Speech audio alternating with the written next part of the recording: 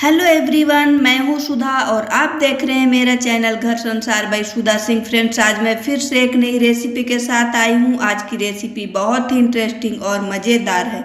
तो friends, video start करते हैं। और मैं बता रही हूँ कि इस रेसिपी को बनाने के लिए मैंने यहाँ पे 1 kg मटर लिया था, जिसका दाना मैं निकाल करके और धो ली हूँ। और धोने के बाद यहाँ पर एक मीडियम साइज का प्याज था, जिसे मैं बिल्कुल छोटे छोटे टुकड़ों में काट ली हूँ। 10 से 12 लहसुन की कलियाँ थी, जिसको भी मैं बारीक काट ली हूँ। अदरक को भी मैं बारीक काट ली हूँ। 1 इंच अदरक का टुकड़ा था और 2 हरी मिर्च को मैं बिल्कुल छोटे छोटे टुकड़ों में काट ली हूँ। और काटने के बाद यहाँ पर मैंने गैस ऑन किया और एक पैन रख दिया। पैन रखने के बाद 2 चम्मच मैं ऑयल डाली हूँ और ऑयल को गर्म होने का इंतजार करूँगी। जैसे ही ऑयल गर्म हो जाएगा, यहाँ पर मैं बारीक कटा हुआ जो लहसुन के टुकड़े थे मैं उसे डाल दूंगी। लहसुन को आप ध्यान रखिएगा, बिल्कुल बारीक काटना है। प्याज को भी बिल्कुल बारीक काटना है। और उसके बाद दोनों को, लहसुन, प्याज और अदरक, हरी मिर्च, सभी चीज़ों को मैं यहाँ पर डाल दी। और डालने के बाद अब हल्का सुनहरा कलर आने तक इसे भून लेना है। हल्का सा कलर सुनहरा आ जाए और ये अच्छे तरीके से भून जाए, बस हमको इतना ही इसे भूनना है और ज़्यादा नहीं भूनना है। इस बात का आप ध्यान रखिएगा। गैस को मीडियम टू लो फ्लेम पर आप रखिए और धीरे धीरे इसे भूनते जाइए। और भूनने के बाद जब ये भून चुका, हल्का कलर सुनहरा आ गया, तब मैं यहाँ पे मटर के दाने जो मैंने छील करके रखा था, उस मटर के दाने को मैं डाल दी। और मटर के दाने को डाल करके और अब यहाँ पर इसे भी मैं लो टू मीडियम फ्लेम पर भूनूंगी। और अब यहाँ पर मैं स्वाद अनुसार नमक डाली। नमक डालने से बहुत जल्दी कोई भी चीज़ सॉफ्ट हो जाता है। जैसे कि हमें टमाटर पकाना हो या और भी किसी सब्जी को, तो अगर हम नमक डालते हैं तो बहुत जल्दी सॉफ्ट हो जाता है। नमक डालने के बाद मैंने यहाँ पर जीरा पाउडर डाल दिया 1 छोटी चम्मच। और उसके बाद हल्दी पाउडर ज़रूरत अनुसार मैं डाल दी। और डालने के बाद अब इसे हम रेगुलर भूनते रहेंगे और गैस की फ्लेम को लो टू मीडियम ही रखना है और रेगुलर इसे भूनते जाना है। तब तक इसे भूनना है जब तक ये सॉफ्ट ना हो जाए, तब तक हमें भून करके और इसे तैयार करना है। अब ये धीरे धीरे भूनने लगा है और भून चुका है। तब तक मैं दूसरी तैयारी कर ली हूँ। और दूसरी तैयारी, मैंने आटा को गूंद लिया है और गूंदने के बाद ये आटा लगभग 500 ग्राम है। और आटे को मैं गूंद करके और 20 मिनट रेस्ट के लिए मैं रख दी हूँ। फ्रेंड्स, आटे को गूंदते समय आप ध्यान रखें कि ज़्यादा हार्ड आटा ना गूंदें। किसी भी पराठे के लिए आप आटा गूंद रहे हो, आटा को थोड़ा सॉफ्ट ही गूंदें, तो पराठा बहुत अच्छा बन करके तैयार हो जाएगा।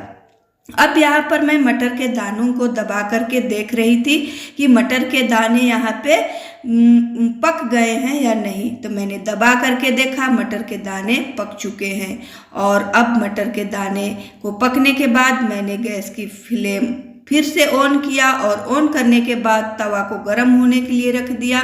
और तवा यहाँ पे गर्म हो रहा है। और यहाँ पर मैं आप लोगों को दिखा रही थी कि यहाँ पर मैंने जो दरदरा पीसे हुए थे, उस मटर के दाने को मैंने दरदरा पीस लिया। और पीसने के बाद अब यहाँ पर हम एक आटा का लोई लेंगे। लोई हमें जिस तरह से हम पराठे के लिए लोई लेते हैं, सेम उसी साइज का हमें लोई लेना है। और लेने के बाद उसे हमें कटोरी का शेप दे देना है। जब कटोरी का शेप दे देंगे, उसके बाद दरदरा पीसा हुआ, फ्रेंड्स मैं आप लोगों को बताने के लिए भूल गई कि जिस मटर को हमने भूना था, उसी मटर को हमें दरदरा पीस लेना है मिक्सी के जार में डाल करके।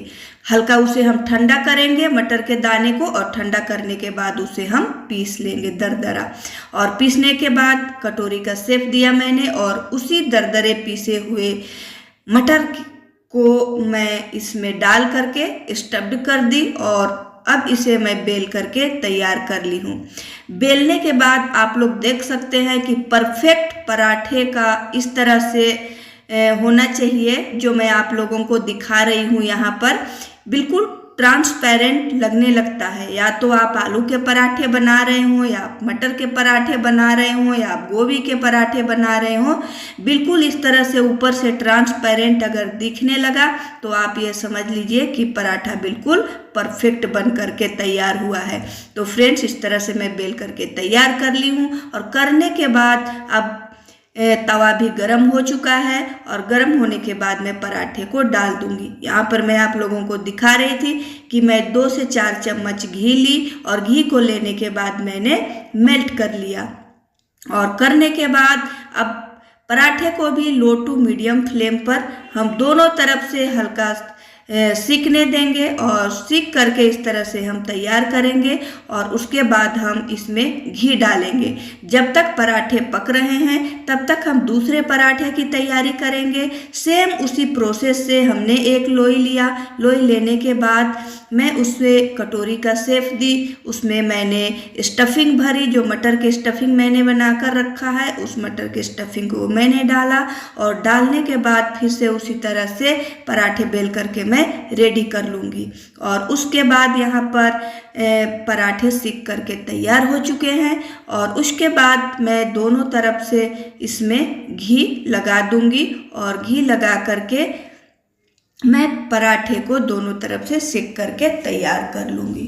फ्रेंड्स, इस तरह से आप पराठे बनाएंगे तो खाने में ये पराठा बहुत ही स्वादिष्ट, टेस्टी लगेगा, और कोई ज़्यादा परेशानी नहीं है। बहुत ही झटपट ये पराठे बन करके तैयार हो जाएंगे। आप लोग देख सकते हैं ये कितना अच्छा बन करके तैयार हो चुका है।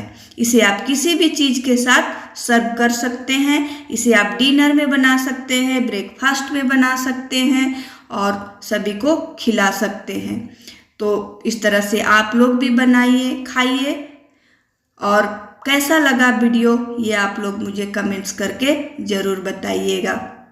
अब दोनों तरफ से मैंने इस तरह से सेक करके और पराठे को तैयार कर ली हूँ, और आप लोगों को मैं दिखा रही थी कि आप लोग देखिए ये कितना अच्छा बन करके तैयार हो गया है पराठे। अब इस पराठे को मैं निकाल करके रख लूँगी, और दूसरे पराठे को मैं फिर से तवे पर रखूँगी। और अब यहाँ पर मेरे सारे पराठे सिक करके तैयार हो चुके थे। तो अब मैं चलती हूँ सर्व करने की प्रोसेस में। सर्व करने के लिए मैंने यहाँ पर कुछ ऑनियन रिंग्स लिए हैं, टमाटर की मीठी चटनी मैंने लिया है, और दही ली है। और दही लेने के बाद यहाँ पर मैं पराठे को सर्व करूँगी। फ्रेंड्स, वीडियो आप लोगों को कैसा लगा? वीडियो पसंद आए तो लाइक, शेयर एंड सब्सक्राइब जरूर कीजिएगा। मिलेंगे नेक्स्ट वीडियो में। Bye bye and take care.